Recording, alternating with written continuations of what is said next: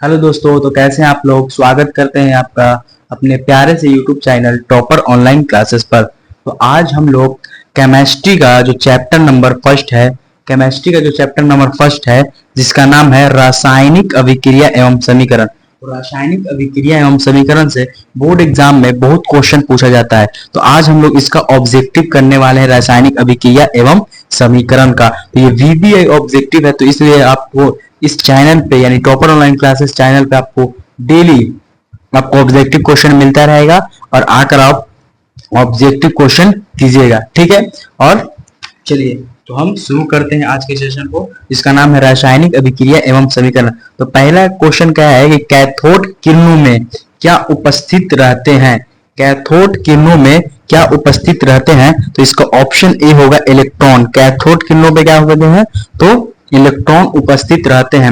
और ये भी पूछता है कि जो परमाणु है, परमाणु उसके बाह्यतम कक्ष में, परमाणु जो है उसके बाह्यतम कक्ष में क्या होता है, तो बोलेंगे बाह्यतम कक्ष में इलेक्ट्रॉन होता है। और इलेक्ट्रॉन जो ये बाह्यतम कक्ष में चक्कर लगाता रहता है, ठीक है। अब दूसरा क्वेश्चन कह रहा है, दूसरा क्वेश्चन कैल्शियम CaCO3 यानी कैल्शियम कार्बोनेट, ये सॉलिड रूप में, एस जो है ये सिंबल है, ये सॉलिड का सिंबल है, यानी कह रहा है कि कैल्शियम कार्बोनेट और इससे अभिक्रिया होकर क्या बना, CaO यानी कैल्शियम ऑक्साइड, ये भी सॉलिड बना कैल्शियम ऑक्साइड, और प्लस में CO2 यानी कार्बन डाइऑक्साइड गैस बना। तो किस प्रकार की अभिक्रिया है, तो यहां देखो, यहां पे एक था, एक से टूट के दो बन गए, एक और ये दो बन गया, और जब दो बन जाता तो ये क्या होता है, वियोजन। क्या होता है, वियोजन। अगर दो से एक बनता तो संयोजन हो जाता, लेकिन यहां पे क्या होगा, वियोजन अभिक्रिया। ये क्या है, वियोजन अभिक्रिया। तो ऑप्शन क्वेश्चन नंबर 2 का जो ऑप्शन नंबर ए हो जाएगा, यानी ये वियोजन अभिक्रिया है, ठीक है। अब तीसरा कह रहा है कि निम्नलिखित में कौन समीकरण संतुलित है। ये एक टॉपिक था संतुलित, यानी इसके जो एक वैज्ञानिक थे जिनका नाम था, जिन जो द्रव्यमान संरक्षण का नियम देते, जिसे बोला जाता है लबवाजे या लिवोजियर, इसको इंग्लिश में बोला जाता है उनका कुछ भी नाम।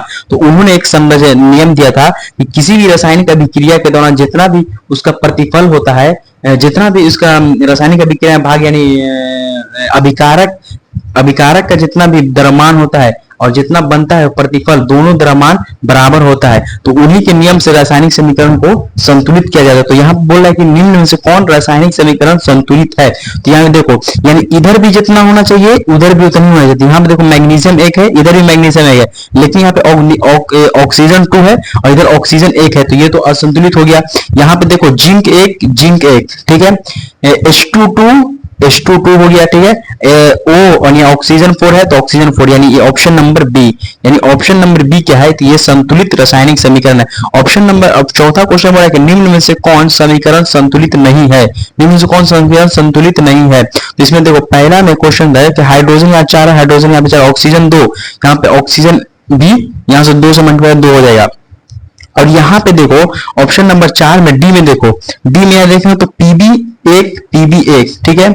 ओ यहाँ पे 2 1 3 2 5 O है और 3 2 5 O है। नाइट्रोजन यहाँ पे देखो तो 2 होगा और नाइट्रोजन यहाँ पे 1 है, तो इसलिए क्या होगा कि ऑप्शन नंबर डी है काची असंतुलित अभिक्रिया है, ठीक है। क्वेश्चन नंबर 5 में उपचयन में निम्नलिखित में क्या होता है। अपचयन और उपचयन तुम लोगों ने अभिक्रिया पढ़ा होगा। तो उपचयन अभिक्रिया में क्या होता है, तो उपचयन अभिक्रिया जो 5 में दिया है इनमें से सभी उपचयन अभिक्रिया में हाइड्रोजन का वियोग होता है, ठीक है, सही बात है। इलेक्ट्रॉन का त्याग भी होता है, इसमें त्याग भी होता है, ऑक्सीजन का योग होता है, यानी सब तीनों इसमें चीज होता है। यानी उपचयन ऐसी अभिक्रिया जिसमें ऑक्सीजन का योग होगा, हाइड्रोजन का वियोग होगा और इलेक्ट्रॉन का त्याग होता है उपचयन में। और अपचयन में हाइड्रोजन का योग होता है, ऑक्सीजन का वियोग होता है, तो यह अभिक्रिया। क्वेश्चन नंबर 6 में कर रहा है जल के वैद्युत अपघटन में कैथोड पर कौन सी गैस मुक्त होती है। तो यहाँ पे तुम लोग एक टॉपिक पढ़ा होगा एनोड और कैथोड। एनोड पर कौन सी धातु और कैथोड पर कौन सी गैस मुक्त होती है। तो यहाँ पे बोला है कि अपघटन क्रिया में कैथोड पर कौन सी गैस मुक्त होती है। तो 6 का जो हो जाएगा ऑप्शन नंबर बी यानी हाइड्रोजन, 6 का हाइड्रोजन हो जाएगा, ठीक है। अब यहाँ पे क्वेश्चन नंबर 7 में कर रहा है कौन सी गैस उत्सर्जित होगी जब धातुएं जल के साथ अभिक्रिया करें। कोई भी ऐसा जब धातु अभिक्रिया करेगी तो हमेशा हाइड्रोजन गैस, क्या मानना, हाइड्रोजन, हमेशा हाइड्रोजन गैस मुक्त होगा। ठीक है, अब यहाँ पे क्वेश्चन नंबर 8 में एक समीकरण दिया हुआ है कि फेरस Fe2O3 Fe3O3 प्लस में 2Al से बना Al2O3 प्लस में 2Fe ऊपर दी गई अभिक्रिया किस प्रकार की अभिक्रिया है। यानी कहा पहला में ऑप्शन में दिया है संयोजन अभिक्रिया, दूसरा में द्विविस्थापन अभिक्रिया, और तीसरा में दिया है वियोजन अभिक्रिया, और चौथा में दिया है विस्थापन अभिक्रिया। तो यहाँ पे देखो क्या हो रहा है, तो विस्थापित हो रहा है। यहाँ पे क्या हो रहा है, तो ऑक्सीजन यहाँ से हट के एल्युमिनियम के साथ ऑक्सीजन आ रहा है, तो क्या हो रहा है, विस्थापन अभिक्रिया हो रहा है। क्या हो रहा है, विस्थापन अभिक्रिया या डिस्प्लेसमेंट अभिक्रिया हो रहा है। ठीक है, रिएक्शन। लोह चूर्ण पर, अगला क्वेश्चन है, लोह चूर्ण पर तरुण हाइड्रोक्लोरिक अम्ल डालने पर क्या होता है, सही उत्तर पर निशान लगाइए। तो ऑप्शन नंबर 9 का जो हो जाएगा वो हाइड्रोजन गैस एवं आयरन क्लोराइड बनता है। तो ये ऑप्शन बिल्कुल राइट है कि हाइड्रोजन गैस एवं ऑक्सीजन, हाइड्रोजन गैस एवं आयरन क्लोराइड बनता है। तो आप लोग इस चैनल को जरूर सब्सक्राइब करें, और ये बहुत इंपॉर्टेंट क्वेश्चन है, ये कर लीजिएगा तो एग्जाम में आपको डर नहीं रहेगा।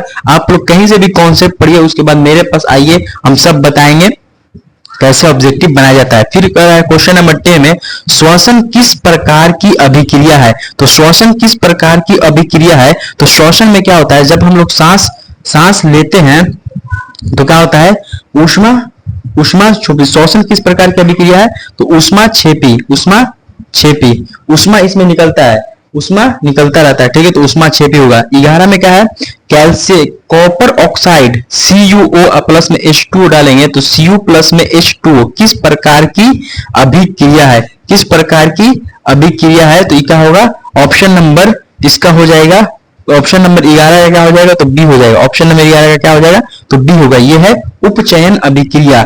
उपचयन अभिक्रिया किसे कहते हैं, तो पहले बता दें कि उपचयन अभिक्रिया जो है जिसमें क्या होता है कि हाइड्रोजन का वियोग होता है और ऑक्सीजन का योग होता है। तो यहां देखो ऑक्सीजन का योग हो रहा है, ठीक है, हाइड्रोजन का वियोग है, यह है उपचयन अभिक्रिया। अब है क्वेश्चन नंबर 12। क्वेश्चन नंबर 12 कह रहा है कि इलेक्ट्रॉन के स्थानांतरण से बनने वाले यौगिक को कहते हैं। जब इलेक्ट्रॉन का स्थानांतरण यानी हटता है तो बनता है कौन का यौगिक, तो बनता है इलेक्ट्रॉन के स्थानांतरण। ठीक है, तो इससे बनेगा सहसंयोजिक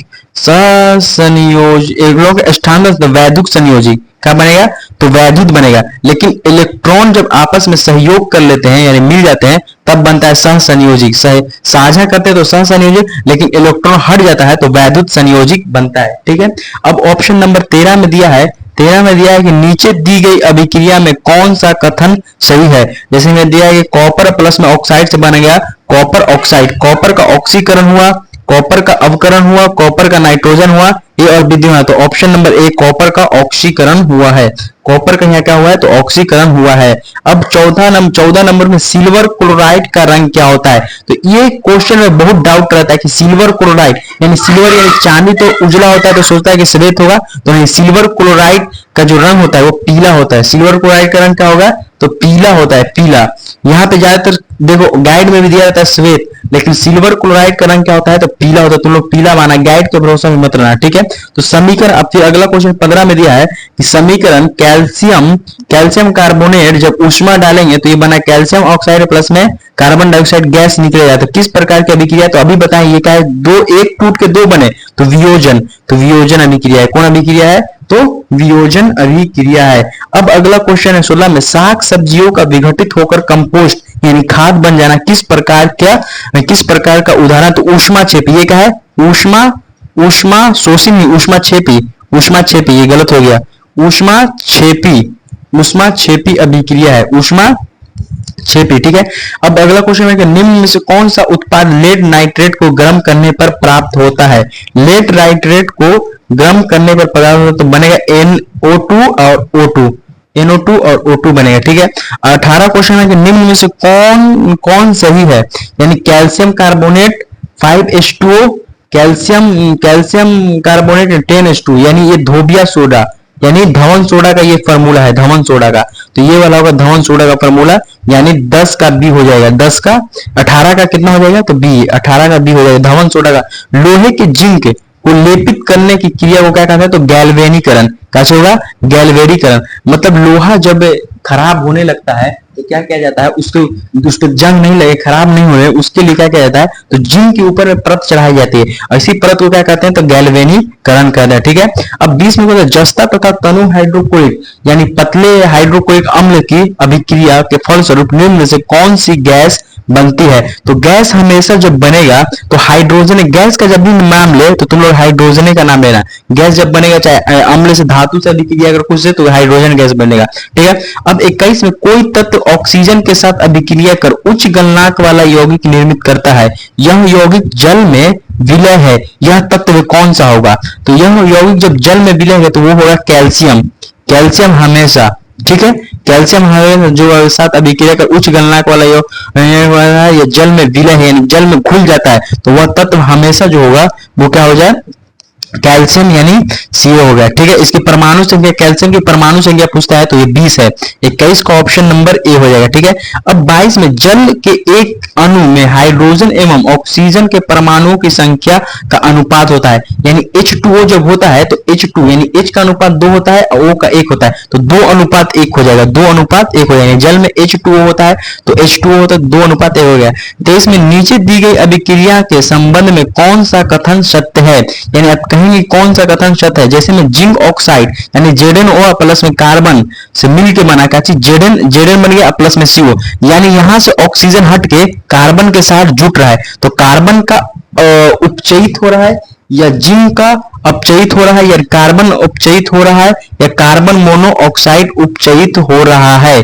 यानी अगर कहना चाहे तो ऑप्शन 23 का ए हो जाएगा, यानी कार्बन का अपचयित है, उपचयित हो रहा है, यानी ये कार्बन ऑक्सीजन के साथ, कार्बन ने ऑक्सीजन के साथ जुड़ रहा है, यानी कार्बन का उपचयन हो रहा है और जिंक का अपचयन हो रहा है। ठीक है, तो यहाँ पे ऑप्शन नंबर 23 का ए तक हम लोग ऑब्जेक्टिव कर लिए और मोस्ट वीवीआई ऑब्जेक्टिव है। ठीक है, मोस्ट वीवीआई ऑब्जेक्टिव है। अब हम लोग करने वाले हैं क्या, अब 24 क्वेश्चन है कि निम्नलिखित में कौन संयोजन अभिक्रिया है। और संयोजन बोले कि जब दो जुड़ के एक बने तो संयोजन। तो यहाँ पे देखो ये क्या हो रहा है कि दो जुड़ रहे हैं, कौन संयोजन अभिक्रिया है। तो यहाँ पे दो जुड़ के एक बन रहा है और यहाँ पे भी देखो दो जुड़ के एक बन रहा है, तो यहाँ पे दोनों ऑप्शन हो जाएगा। देखा जाए तो दोनों ऑप्शन ये भी हो जाएगा और ये भी हो जाएगा, तो इसमें ऑप्शन ए और सी दोनों हो जाएगा, क्योंकि दो से एक बन गया, इधर भी दो से एक बन रहा है, तो ये ए और सी दोनों है संयोजन अभिक्रिया, और ये वाला तो टूट के बना तो वियोजन अभिक्रिया है। निम्नलिखित अभिक्रिया में कौन विस्थापन अभिक्रिया है। विस्थापन अभिक्रिया देखो ये तो वियोजन अभिक्रिया काट देंगे, वियोजन है क्योंकि एक से दो बन रहा है। यहाँ पे देखेंगे, यहाँ पे देखो फेरस Fe प्लस में CuSO4, तो देखो पहले Cu इसके साथ था SO4 के साथ, लेकिन अब क्या होगा Cu अलग हो गया, Fe आ गया SO4 के साथ, तो यहाँ पे क्या हो गया कि फेरस जो था ये कार्बन कॉपर को विस्थापित कर दिया, तो ऑप्शन नंबर सी हो गया। ठीक है, अब 26 में लोह चूर्ण पर तनु हाइड्रोक्लोरिक अम्ल पर अभिक्रिया करने से क्या होता है, ये वाला क्वेश्चन फिर रिपीट हो गया।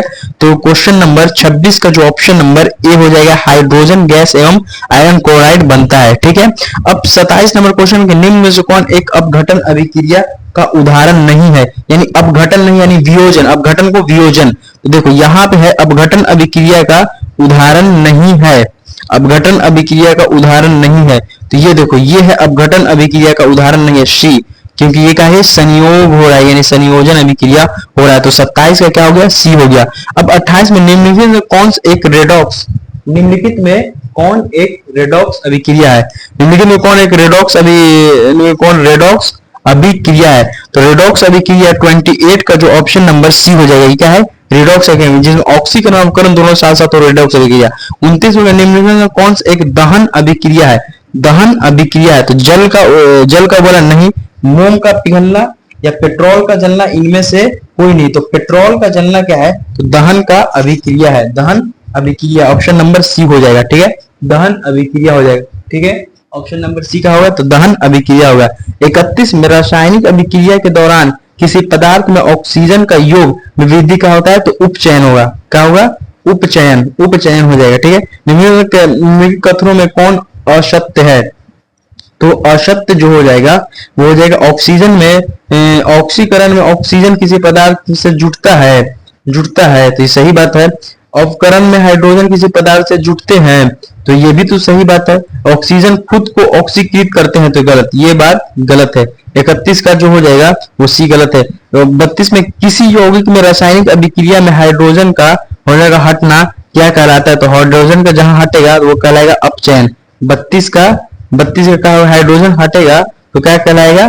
तो हाइड्रोजन हटेगा इन ऑक्सीजन जुटेगा, सॉरी यहाँ पर हो जाएगा उपचयन। हाइड्रोजन हटेगा तो ऑक्सीजन जुटेगा, ऑक्सीजन जुटेगा तो उपचयन होगा, ठीक है। 33 में किसी वस्तु को हवा में जलने के लिए एक निश्चित लिमिट ताप की आवश्यकता होती है, वह ताप कहलाती है, तो वह ताप कहलाती है ज्वलन ताप। ज्वलन ताप, जिस ताप पर कोई वस्तु जलना शुरू करे उसे कहते हैं ज्वलन ताप। यानी 33 का ऑप्शन नंबर बी हो जाएगा, ठीक है, ऑप्शन नंबर बी।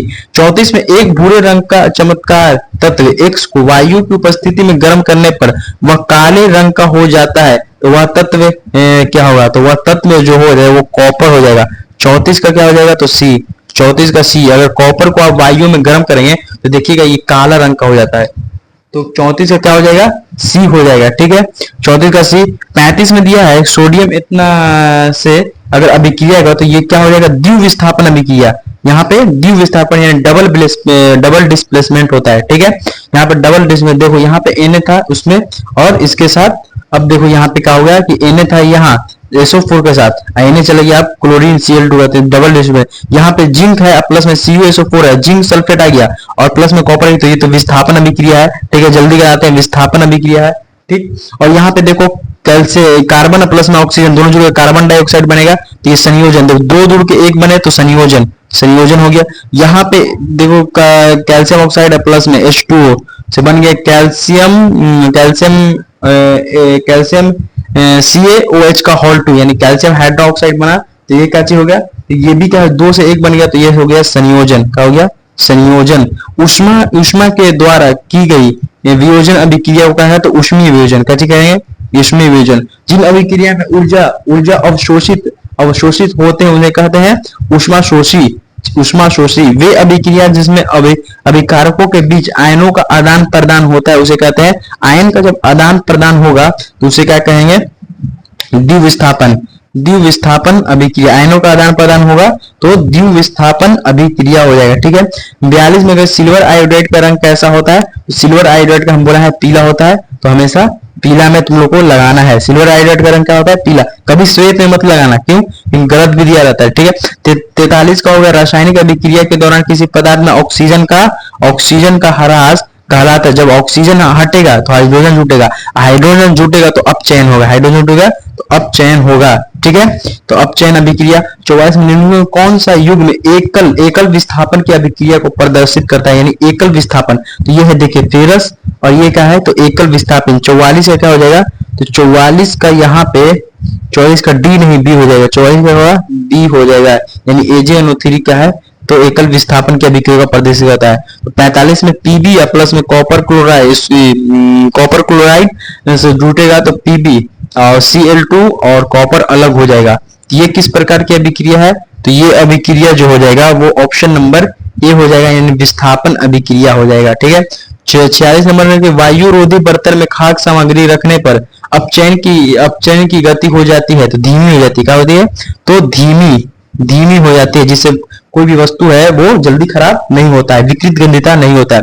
47 में जिंक तथा सल्फ्यूरिक अम्ल के बीच अभिक्रिया निम्नलिखित में कौन सी गैस निकलती है? तो हमेशा एक गैस का नाम जान लीजिए, तो वो क्या है? हाइड्रोजन। कोई भी अभिक्रिया तो हाइड्रोजन गैस नहीं है। 48 में रासायनिक अभिक्रिया में भाग लेने वाले पदार्थों को कहा जाता है, तो रासायनिक अभिक्रिया में जो भाग लेता है उसे अभिकारक, और जो बनता है उसको प्रतिफल। तो अभिकारक बोलेंगे, प्रतिफल नहीं बोलेंगे, जो बनता है वो प्रतिफल कहलाता है। अब कुछ क्वेश्चन बचा हुआ है, बस जल्दी से कंप्लीट करते हैं। तो समीकरण H2 और प्लस में O2 से बन गया 2H2, कैसे है? जब 2 से 1 बने, सीधे मारिए संयोजन, ये संयोग हो रहा है, ठीक है। निम्नलिखित में कौन ऑक्सीकरण की क्रिया नहीं है? ऑक्सीकरण जिसमें ऑक्सीजन है, दहन में ऑक्सीजन चाहिए भाई, श्वसन में भी ऑक्सीजन चाहिए, सांस लेने के लिए ऑक्सीजन चाहिए, भोजन का पचन इसमें चाहिए। अब लेकिन अवक्षेपण में ऑक्सीजन का कोई यूज नहीं है। अभिक्रिया फेरस सल्फेट से और इसमें डालें तो फेरस ऑक्साइड, फिर Fe2O3 और बना SO2, गैस प्लस में SO3 गैस बना, तो किस प्रकार की अभिक्रिया है? तो ऑप्शन नंबर 51 का जो ऑप्शन नंबर इसमें डी हो जाएगा, अपघटन। क्या होगा? अपघटन। तो 52 में अभिक्रिया ZnO जिंक ऑक्साइड प्लस में कॉपर ऑक्साइड से बना जिंक प्लस में कार्बन डाइऑक्साइड, ठीक है, में कौन सी उपचयित हो रही है? कौन सा उपचयित हो रहा है? तो ऑप्शन नंबर इसमें डी जिंक ऑक्साइड का हो रहा है, तो उपचयित हो रहा है। भोजन का पचना किस प्रकार की अभिक्रिया है? तो भोजन का पचना क्या है? तो उपचयन। भोजन का पचना क्या है? उपचयन। 53 का सी हो जाएगा, उपचयन अभिक्रिया है। भोजन का पचना उपचयन अभिक्रिया है। यहाँ पे कभी कभी अपचयन भी दिया जाता है, लेकिन उपचयन मानना है, ठीक है। निम्नलिखित में कौन संतुलित रासायनिक समीकरण है? संतुलित रासायनिक समीकरण जिसके दोनों पक्षों में प्रत्येक प्रकार के तत्वों की परमाणु संख्या समान हो, उसे संतुलित कहते हैं। तो यहाँ 54 का ऑप्शन नंबर बी को अगर देखेंगे तो बी इधर एक है, बी इधर एक है, क्लोरीन दो, क्लोरीन यहाँ पे, अच्छा, संतुलित रासायनिक समीकरण है। क्या पूछ रहा है? संतुलित। क्लोरीन यहाँ पे दो है और क्लोरीन यहाँ पे दो है, ठीक है। हाइड्रोजन यहाँ पे दो, हाइड्रोजन यहाँ पे दो, ठीक है। तो ये है जो ऑप्शन नंबर ये है, बी है, यही संतुलित है। बाकी है यहाँ पे देखो एक है, यहाँ पे एक है, हाइड्रोजन यहाँ पे 3 हो गया, तो इसलिए नहीं है।